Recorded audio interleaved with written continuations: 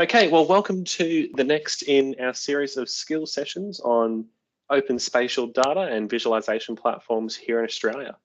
A fortnight ago, we started covering off Queensland Globe and what is really a fantastic Queensland-focused system to find hundreds of layers of open data across our wonderful state.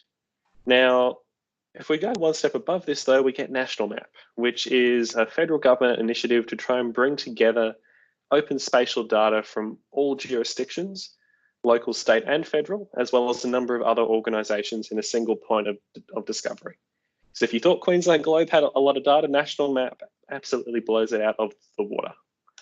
So when we start looking at these things, what we're going to cover off today is similar to the Queensland Globe session, an introduction to National Map at the start.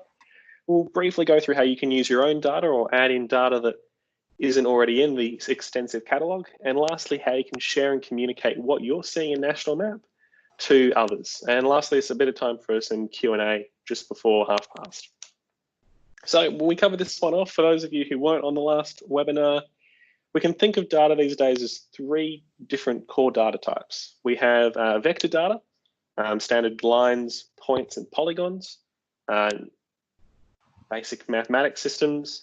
We have rasters, whether these are satellite images, aerial images, or another type of gridded information where you have values assigned to each of those grid squares. And lastly, our emerging data sets are what we see as the 3D data, which include things such as laser scanning point clouds, as well as emerging data sets such as 3D reality mesh, where you get a 3D collection of triangles and then apply a textured photo surface on top of it and potentially attach some information to it as well. So across all three of these, we're seeing rapid modernization and new and different ways of consuming them. The other core way we're in the spatial industry currently, we're typically moving away from having on computer files like shape files or similar and geodatabases, and increasingly moving towards accessing data as web services, whether these are web map services to consume images, web feature services to consume vector data sets, or also 3D scene services to consume 3D data. And a lot of these online web viewing platforms are now increasingly relying on web services as a much more efficient way to communicate data to an individual device that might not have the processing power that would previously have been needed to handle that information. So when we look at open spatial data, we can think of the sort of pyramid of the ecosystem that we have here. At the very top are our web mapping applications, things that most people would use in their day-to-day life or might use for some communication and non-expert data consumption. So Google Maps telling you where to go, Uber Eats getting you your food, and things like the story map concept, where you fly from point to point in a map. You can attach videos and photos and other pieces of textual information to communicate something. Beneath that, we have this mid-tier, which is the data visualization portals. And National Map and Queensland Globe are both really good examples of this, where you have a tool that has much of the same user interface as, say, our web mapping application, but is built on top of a much broader catalog and collections of data sets, as well as having some additional tools to powerfully interact and query the data that's available. At the very base of our pyramid here, we also have our data catalogs and the underlying metadata. This is the information that requires more expert knowledge, but is much more usable for automated and machine readable operations happening in the back end. And for all of Australia, the parent catalog is at data.gov.au. With that background in mind, let's dive straight into National Map and we'll get going with the functionality that this platform has.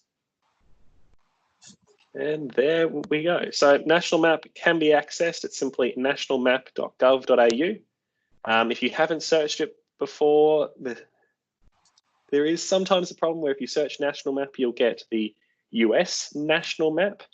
But increasingly, the federal government's been working to ensure that this one is the one that shows up when you search for it here in Google or somewhere in Australia.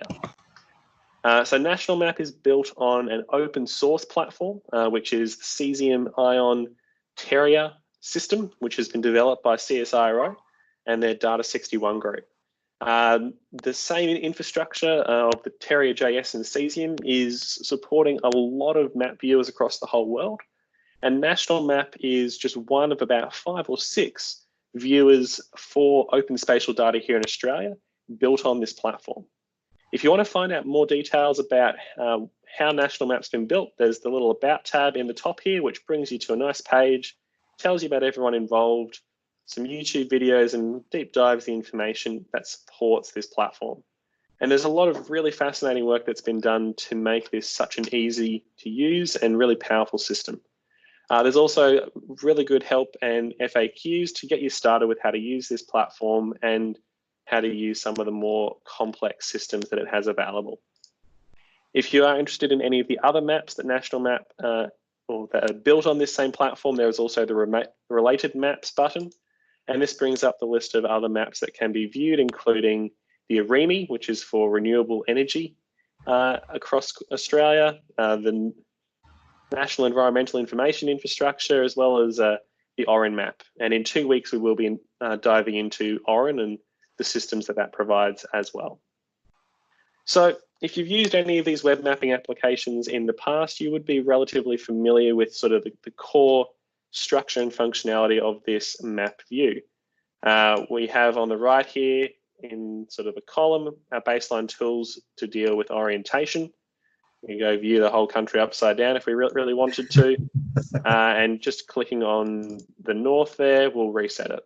We have our zoom in and zoom out, and we have a refresh button there to get us back to home view. If I was on a mobile device with a GPS unit, I can also center the map on my current location. So great if you're out in the field or traveling. And then we'll dive into the rest of these tools very soon. If you do have any problems, there is the give feedback button here as well.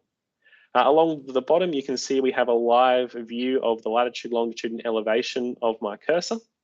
And we can click this to translate it to other coordinate systems for viewing, whether that be lat long or the UTM zone coordinates as well. So for those of you who work within your UTMs and meters east and meters north, that's all available as well. We also have the scale, of course, can't have a map without a nice scale. Over on the left here is our main pane to do our base operations. So we can search for a location, say Warwick. Thank you.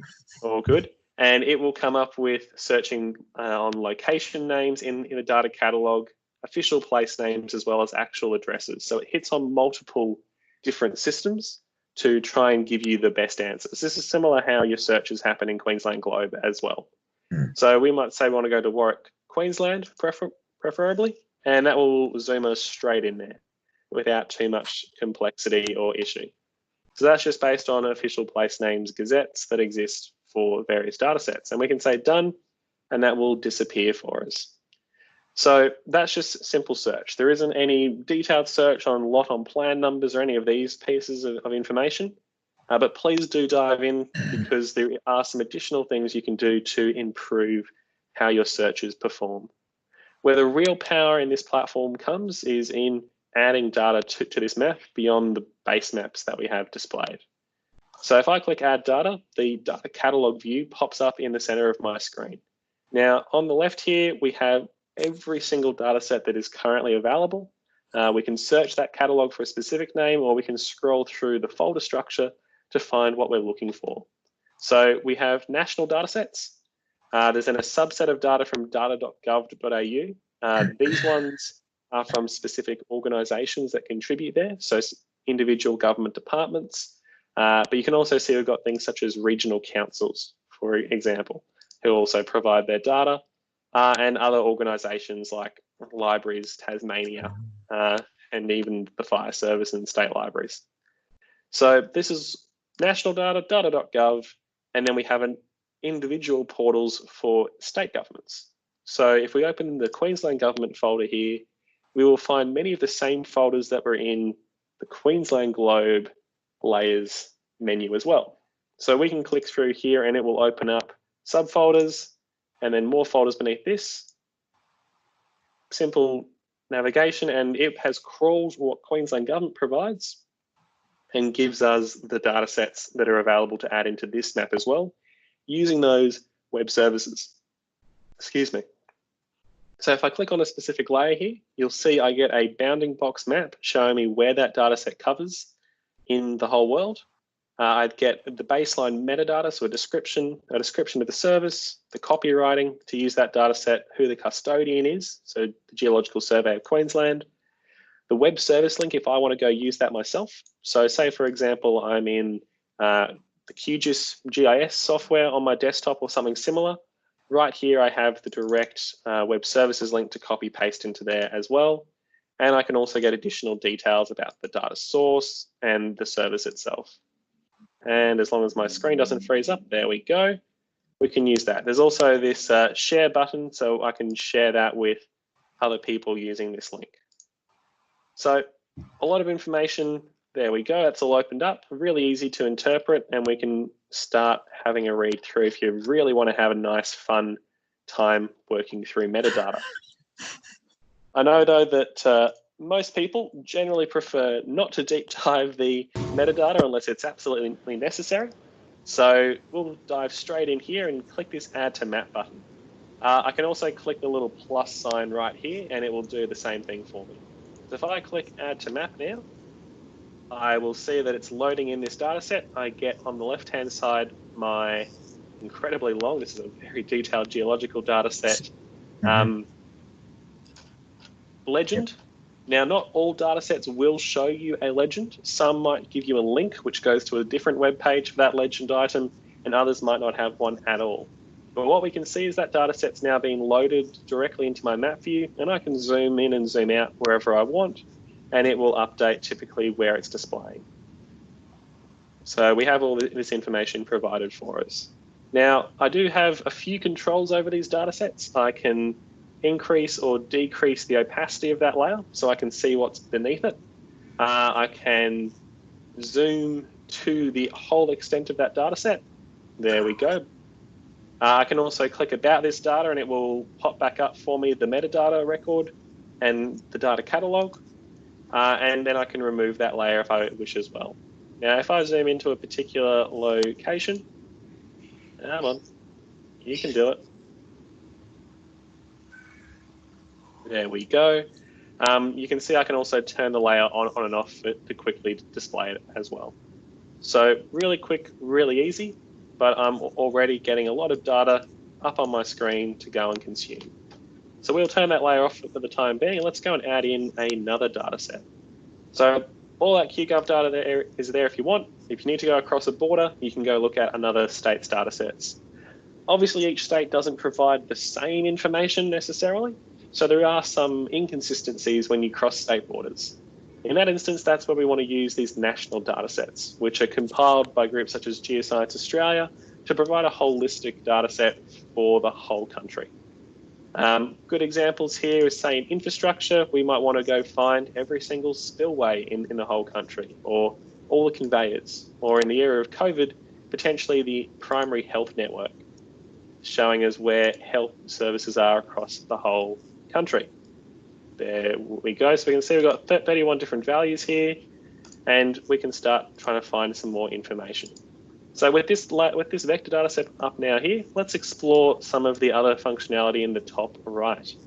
So if I click somewhere on my map here, I'm automatically querying the layers of data that are sitting on that map.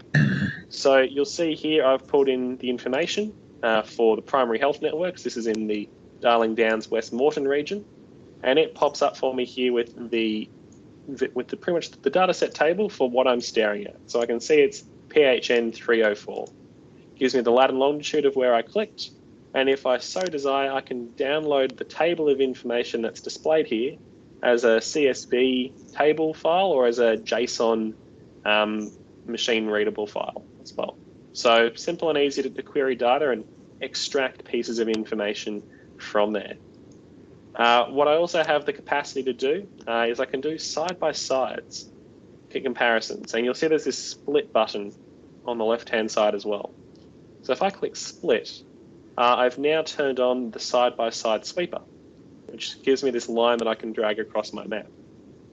Now, right now, that's not really of much use because I've got these two layers both turned on, one in left and one in right. But if I remove one of them and I turn back on our detailed geology and put it in only the right-hand side, I can now actually sweep between two separate layers to see the information that is displayed. Now, obviously, this is a poor comparison of the geology of a region and the primary health network of that region, but I'm sure you can start to imagine what the power of this type of system is to quickly turn on and off and compare various data sets in a visual manner. So that's a real strength of this platform, is that it has a lot of these features inbuilt. We'll turn that off now, and it all goes back to normal with both layers now turned on. Some of the other features we have here, we have our measured distances. So we click this button, this measurement tool pops up. I make one click, I make a second click, and it's now given me the distance between those 2 points. But I can continue clicking to measure a whole distance along a linear extent. So we're now up to 310 kilometers, and I can say done. It will disappear, and I can click here again to start over. The other tool that I have here, which is this glorious, actually no, that is the anniversary button, whole separate thing. We'll dive into that a bit later. So just some simple tools here, don't need to get anything complex. As you can see, we can double click on a point, or sorry, single click on a point to remove it, to simplify the line that I'm drawing. And done. One of the last features that we'll cover off with what this system can provide is time series functionality. So I'll remove this layer, I'll remove this layer. If we have a data set that has a temporal component, whether that's live feeds of information or imagery that's passing over, this platform does actually support you to use a time slider to display information. A really good example of that is with the imagery data sets that are provided through the Digital Earth Australia program. So if I search up DEA, and this is our long-term search thing, it will provide me with information. However, that's deaths, which is always great. This one, last one down here, though, is what we're looking for, which is an example of water observations from space. So this is a compilation of satellite imagery over decades to try and work out where persistent bodies of water exist. And we can see now, if we started using satellite imagery, I've got a quick how-to to use satellite imagery here in National Map. So we can see that we can get live sort of satellite imagery passes and as well as historical data that we can explore. And we can also filter that data by location to speed things up a bit when you're trying to view it, as well as turn on other bands such as false color, infrared imagery using national and international satellite programs. What we have here, though, is the water observations from space, and I can see right now we've got a time period that we can actually select from. Now, those WAFS points should be showing up somewhere as a featured data set. I'm sure Gundawindi should have something to support me here. Who knows? What we can do, though, is use the timeline feature, and you'll see down the bottom here, this timeline has now popped up. And I can choose where on that timeline I want information to be displayed for. That, though, is not outputting itself nicely for me, which is always fun. But you can see here I can click through and once again do this download of information. Let's try another data set. Hopefully something with actual display results, such as Sentinel-2 near real-time satellite images. So we'll add in the Sentinel-2A. This is a European mission. And this one gives us we'll have to zoom out to the whole country, but it should give us a much more interesting view. So as you can see, as I've zoomed out, we're getting the most recent Sentinel-2 pass over Australia, which is this run through here. I could be filtering by location to speed these things up a bit, but if I zoom in, I'm getting a live web service of the satellite imagery itself. There we go, loading itself in. So this was taken yesterday by that satellite mission. You don't have to download any of that data. You're just consuming it directly through that web service in the platform here. And we can start to use the time slider down the bottom here to try and filter out the imagery that we actually want. I could also choose to turn this into, say, a NDVI for vegetation, and that will come up with that band combination as well. So no longer do you need expensive software packages to go and analyze this. You can dive straight in and consume it and have it all working nicely for you, built off a stack of information and automated algorithms. Cool. Time's progressing along, so we'll quickly dive through how you go about adding your own data if you need to do some type of mapping operation as well. So we've got the add data here, but right next to it, you'll see this little button, which is local data or web data. Now, what this allows us to do is click on, and I can go and add my own data to the system, whether that's from a local file or from a web service link. So here's one I prepared earlier, if it's still displaying for me. There we go, where I have a GPS file, just a GPX of where I went walking 2 or 3 years ago now. So it's automatically popped up with this will only exist in my session, and on the map you can see the small dot where it actually covers. And I can click done. And what that's done is it's added that GPX file as a layer, and I can zoom in and see it visualized here on the map. So that's my own data that I've gone and captured, and I can start to overlay it with other information that I might have available. So simple, easy, really quick to perform the various operations. Now, if you have a web services link from another party, so the example I'll provide for you is some fun data from the Queensland government, which is our earliest aerial ortho series. This is historic data from the 30s and onwards that we've ortho mosaicked. And I can get a web services link for that one as public data. And I can also add that by going add here and then saying add web data. All I have to do is paste the web services link. This is a web map service. Into here, it will auto detect the type, and I can click add. It will go through and say, yep, this is what you want. It's all hunky-dory, and we say done, and that should add it to my map. It hasn't though, which is fine. So we'll try it. There we go. So we'll do that once again for everyone, just for simplicity's sake.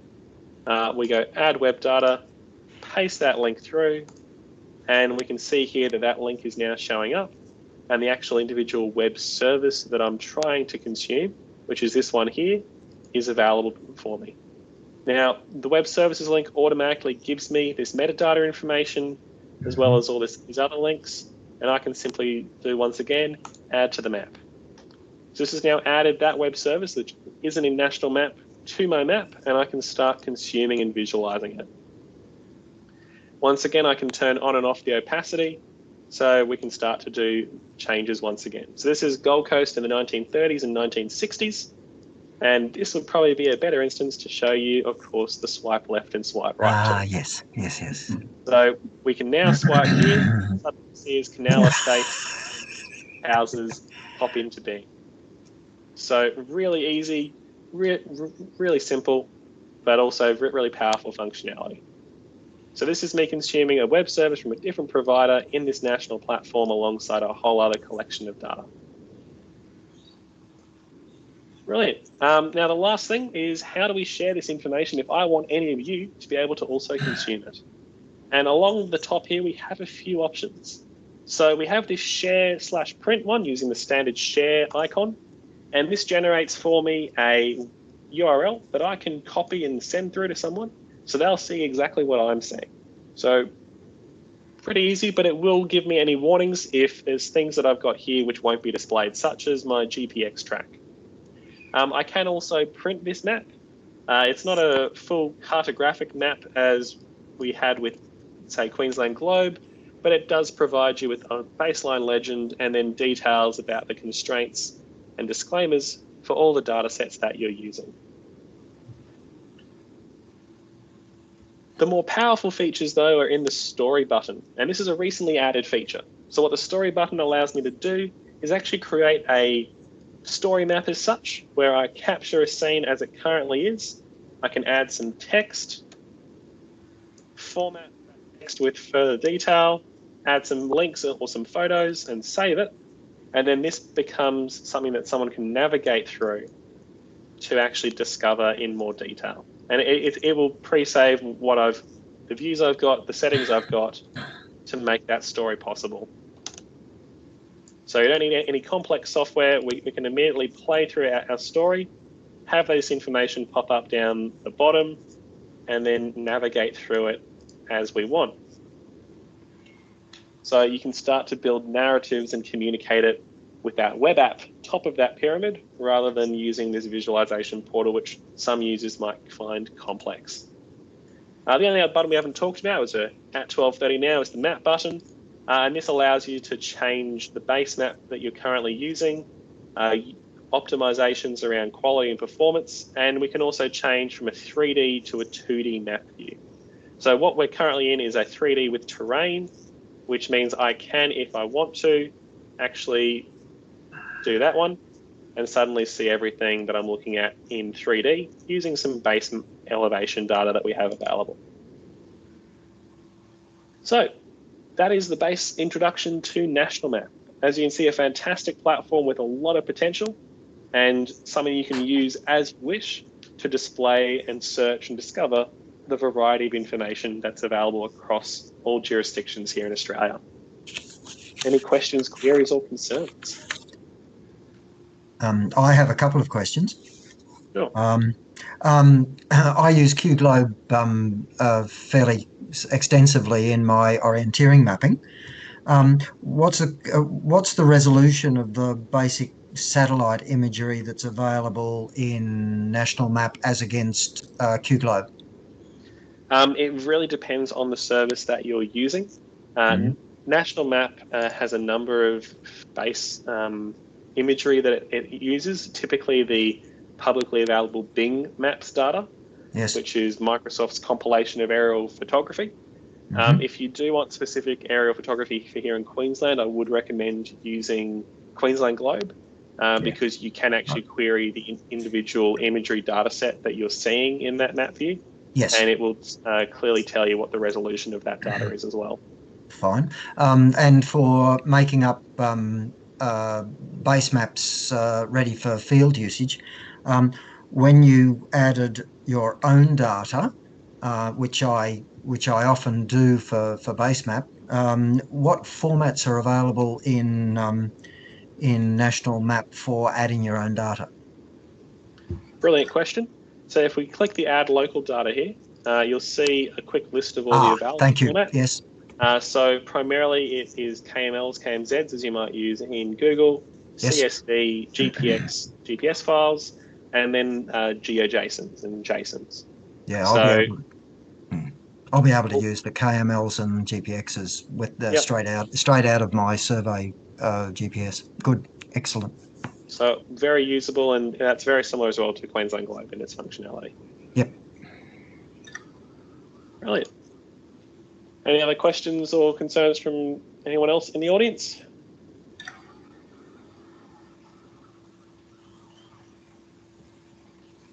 Easy enough. Well, if anything else does come up, please send through an email. More than happy to talk. We'll just finish off. Obviously, we are continuing this series. Next week, we will be looking to run a session on the Atlas of Living Australia. This is a fantastic platform to access observations and data about Australia's flora and fauna, which will be really fascinating. And the week after that, we'll be diving into Orin, which is a portal to access demographic and human geographic information across Australia as well. So thank you all so much for tuning in. Please follow us on social media and keep an eye on the RGSQ Special Interest Group event list, and we'll speak with you all again really soon.